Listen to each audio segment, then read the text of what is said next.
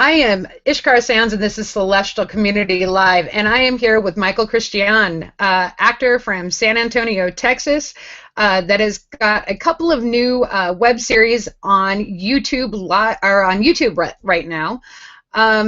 Let me see here. Do I have you switched? I got to screen share our little conversation here. Hang on one sec.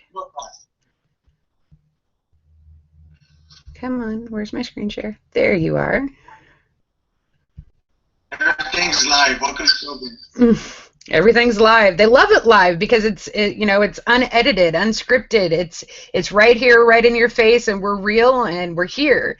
And that's what people love to see, because if we screw up, they like to be able to see that we're screwing up or something. So well, I think that's another important thing that people forget, that actors, we're just regular people, mess up, downfalls just like everyone else. Exactly, and that's kind of what I've tried to show with my series that I do, is that, whether you're a singer, you're an actor, you're a comedian, we're all real people. We all put our pants on one leg at a time. We've got kids, we've got life issues, we've got things going on. So, bills. But there are so many people that hold actors and singers and bands and things like that in such high esteem that when they get there, they're like, oh my God. And it's like, wait a minute, no, calm down. We're just regular people just like you. And, it's amazing how many people that when you just ask them, oh yeah, sure, I'll do an interview. And it's like, really? Really? Cool. And it's really not that big a deal, because believe it or not, people find them unapproachable for some silly reason. And if you just step on that other side of fear, and it's that stepping on the other side of fear that makes us different from everybody else. So tell me about how you came about acting and choosing to step on your other side of fear. Well, like I tell everybody, it all started when I was around, 10 or 9, when I first saw the horror of Dracula with Christopher Lee. And when I saw that movie, he terrified me, and I thought, hey, I want to do that. I want to be like that. I want to be in the movies and stuff. So that's what really started it all. So anyway, fast forward, my first play was in 6th grade. I played Jacob Marley in the Charles Dickens classic, A Christmas Carol. So yeah, I just started from there, and so anyway, here I am, and I just started, working with my phone and doing filming some stuff, putting them on YouTube, and it's quite fun actually. It really is. I'm having a lot of fun doing it. So.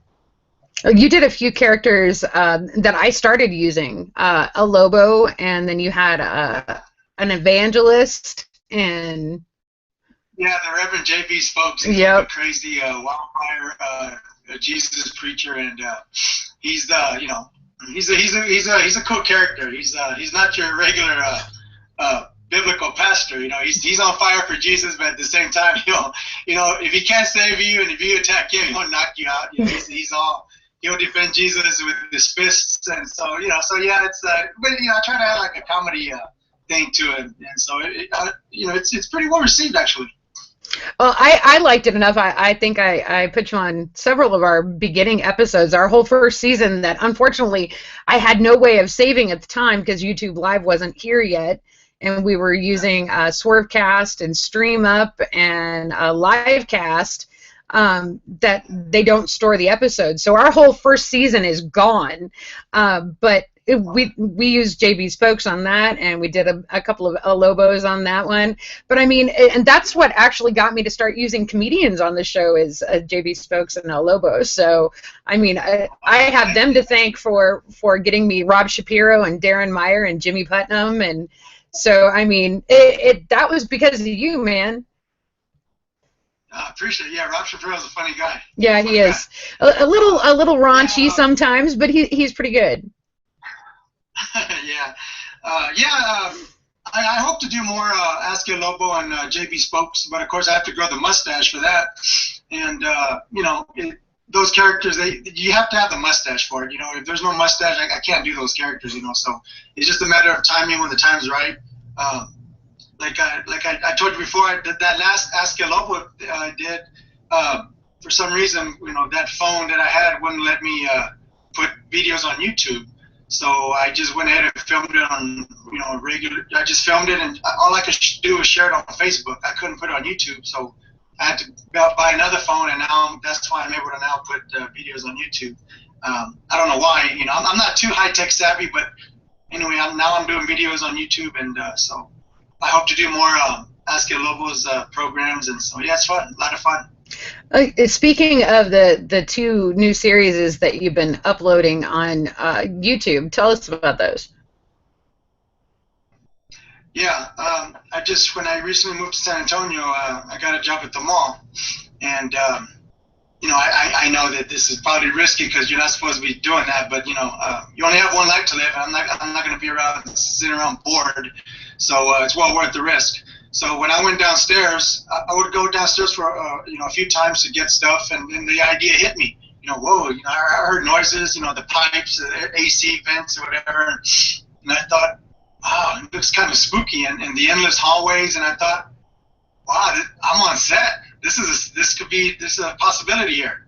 So yeah, I just decided, the hell with it. I'm going to film something. So I started filming some stuff, and I think each show is getting a little bit better. My personal favorite is Final Haunted Mall. That's the third part of the series.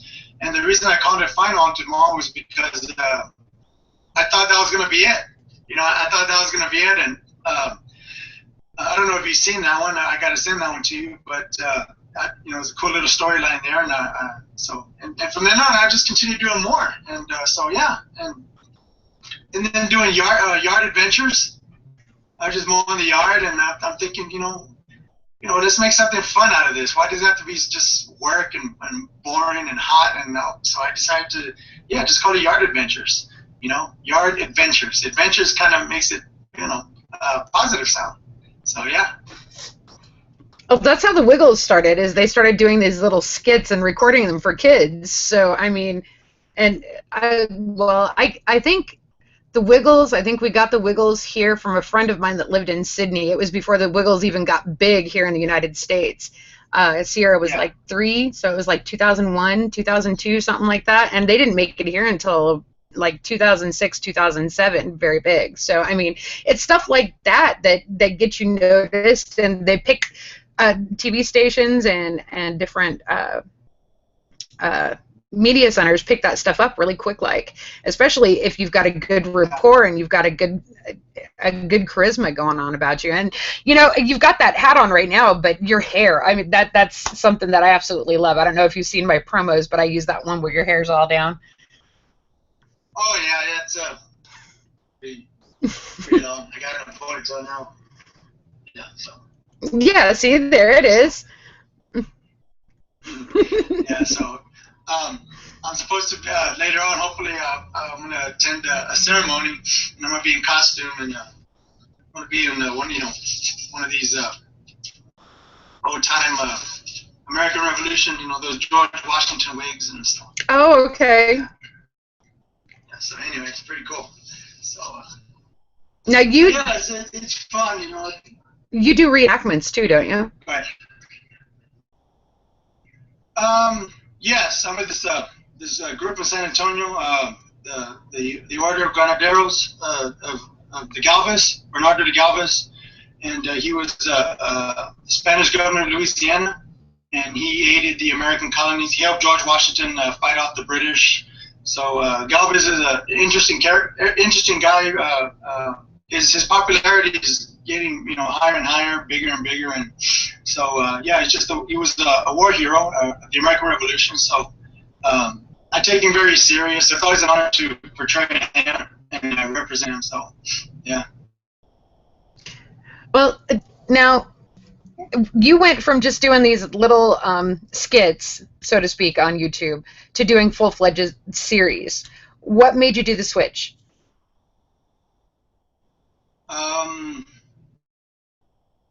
Because because the Haunted Mall and your Yard Adventures, those are more were JB Spokes and El Lobo. Those were kind of over the top characters, But with your haunted mall and your yard adventures, you're just a regular guy, and you're going through these little things. It's like, oh my god, did you hear that?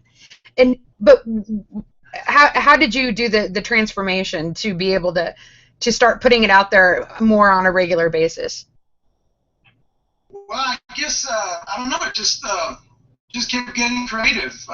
After I did one, I thought, I felt the urge to do more and do another, and try to come up with new ideas and a new storyline, and try to keep don't want to just I don't want people to get bored, so I try to do something different each time.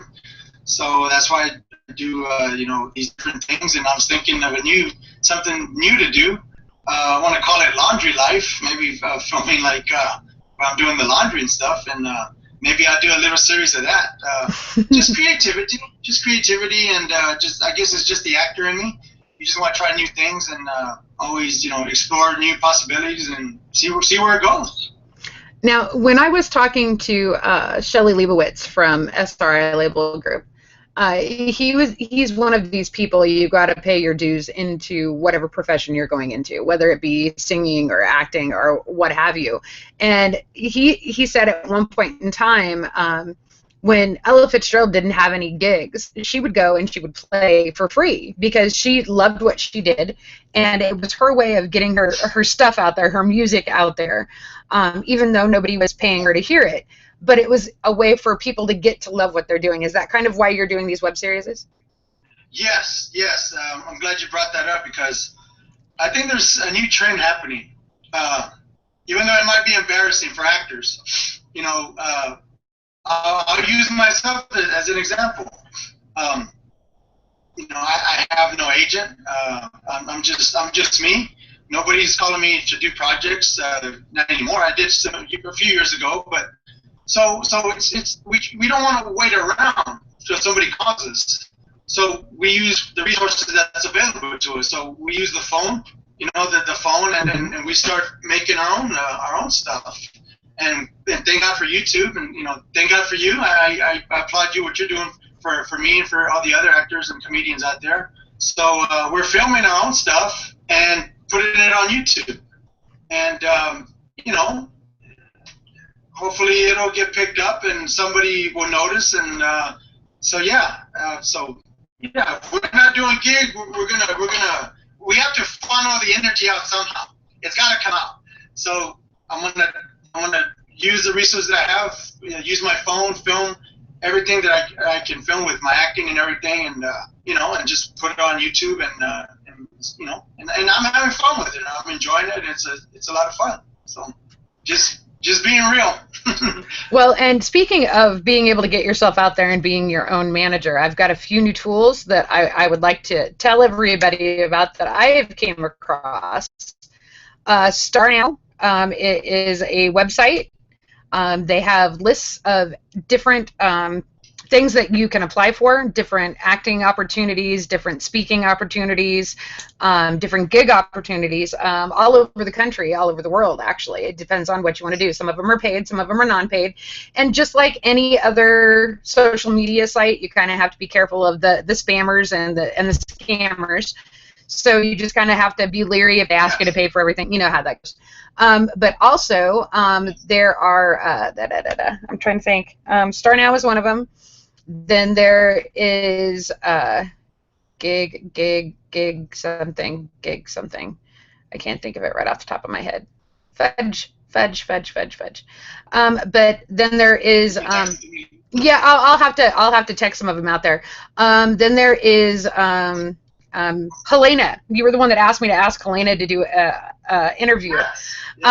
She uses patron.com. It is an artist creator community, but it's a crowd fundraising opportunity. You put up your fan page, you tell them what you're doing, you get followers, they give you donations on a regular basis. Like, say it costs you $75 to put up a new episode. You say, okay, once I hit this amount of money, I'll put up another new episode. Well, she's funded 2 or 3 of her videos using patron.com. It doesn't cost any money, and as a matter of fact, they pay you if you bring other people in to be able to use the system. But yeah, and your fans can donate money. And YouTube, I don't know if you know this, but they also have fan funding now. That when you do like what we're doing right now, it's a live show. They can donate to your fan funding, so that you can start making money doing it. Yeah, exactly. Then you see, that's the thing. That's the thing. When you're an independent actor, doesn't mean you know it all. You got to have somebody to help you, to guide you.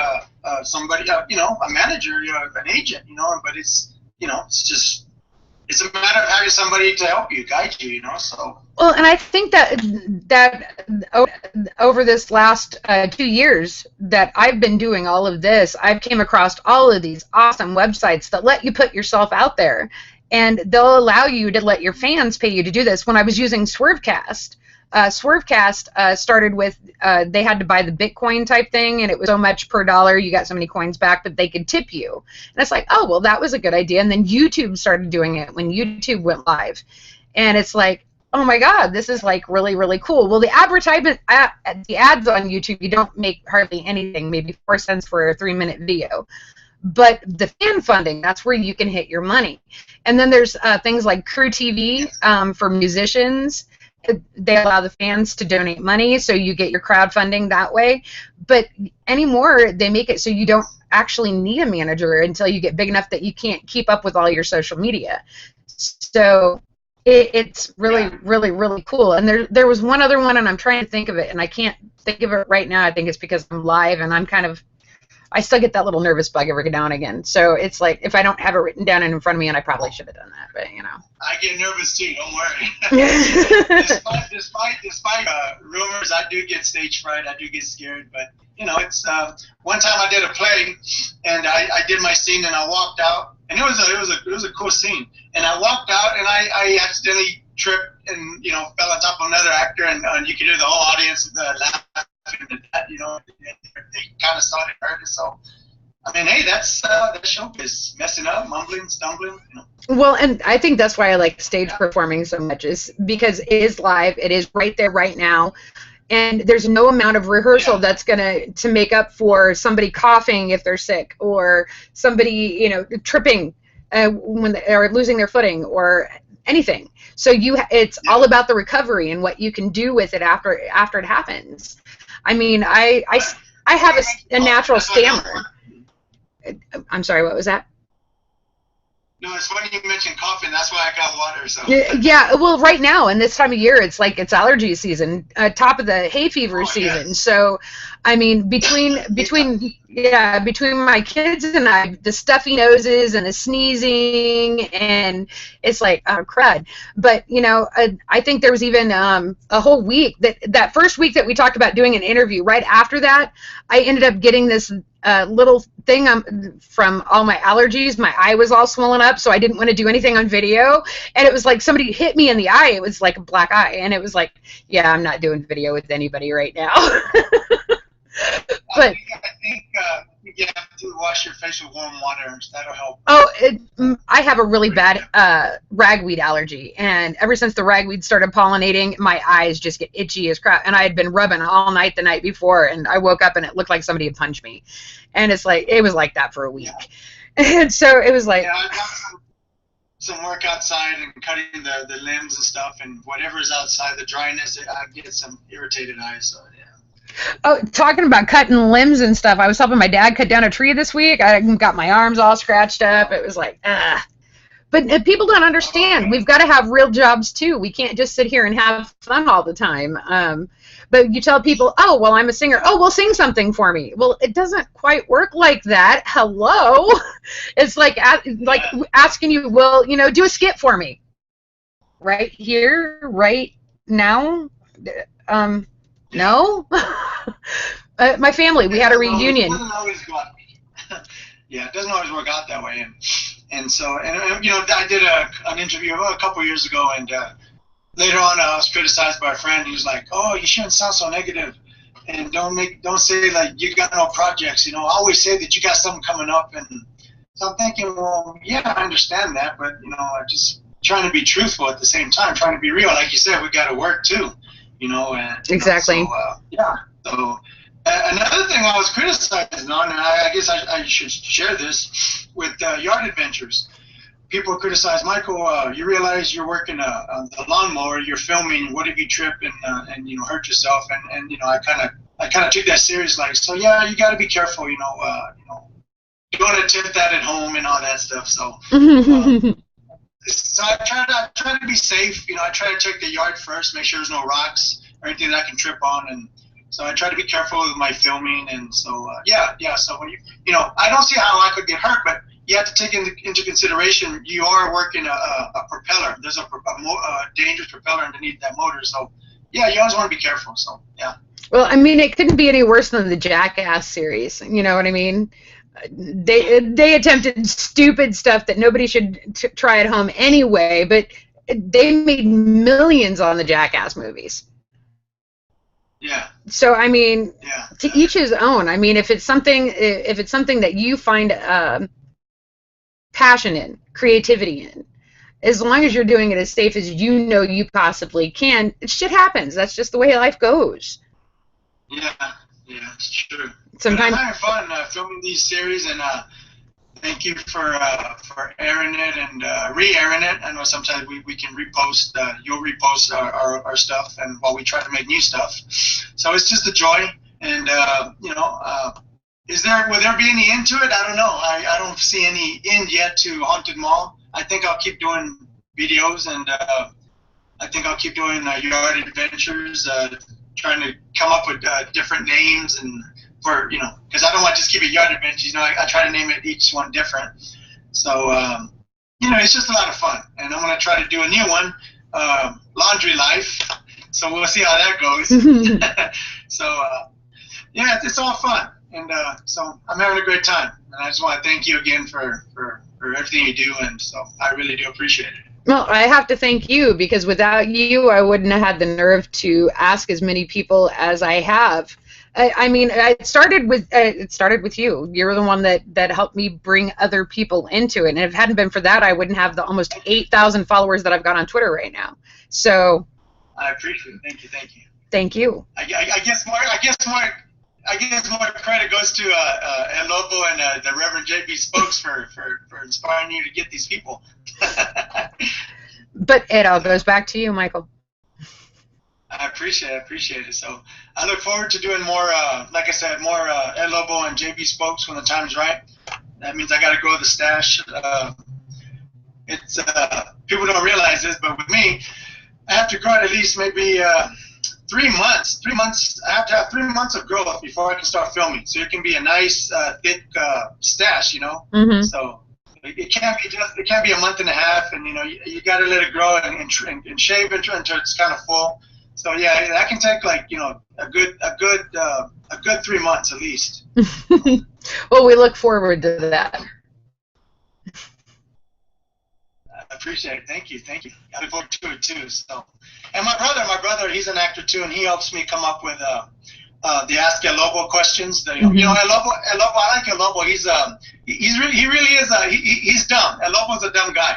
You know, he tries to come up with advice to help people, and he kind of gives the funny, maybe sometimes not so good advice, but that's the whole point of the show, you know, the funniness. Exactly. Yeah, so my brother comes up with some questions, you know, hey, can you help me with some Ask Your Lobo questions? And so he'll come up with some things to, you know, so I can put in the show, and it works perfectly. It's awesome. So. Well, we appreciate you being on the show today, Michael. And for I have fun. Thanks for having me. I'm going to go ahead and I'm going to post the link to this after we're done. If you could post the link to your YouTube page so people could take a look at your 2 web series, I would appreciate it. Okay. I'll go ahead and tag you in it. But yes. Thank you so much, and we look forward to seeing your new episodes. Thank you very much. Thanks for having me. It's been a pleasure. This is Ishkara Sounds, and this is Celestial Community Live Interviews with Michael Cristian. Have a great day, folks. Bye, everybody.